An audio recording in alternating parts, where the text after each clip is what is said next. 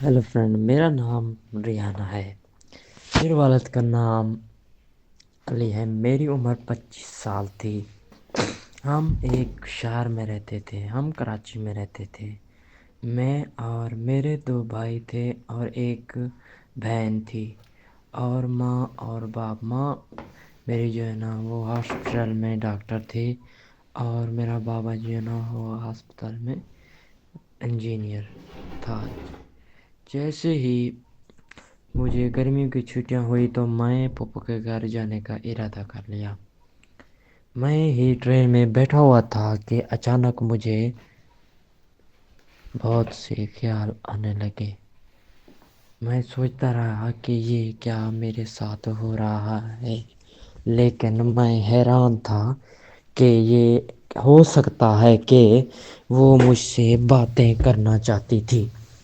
मेरी फूफो जो कि बहुत ही अमीर थी और उनका एक बहुत बड़ा बंगला था जहाँ तकरीबन 10-15 कमरे थे। मैं जब पहुंचा तो वहां पर मैंने क्या देखा, मेरे पैरों तले जमीन ही निकल गई। मैं क्या देखता हूँ कि पुप्पो जो है ना अपने कमरे में लेटी हुई है और मैंने वहां जाकर एक अनोखा वाकया देखा।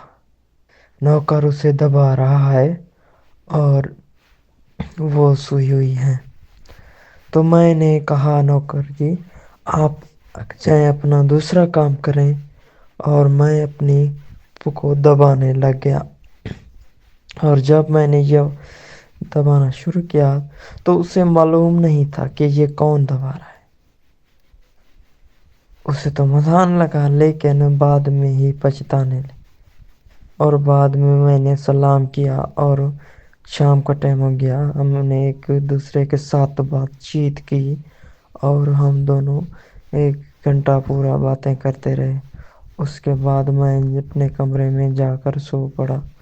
जब रात के 3 बजे तो फिर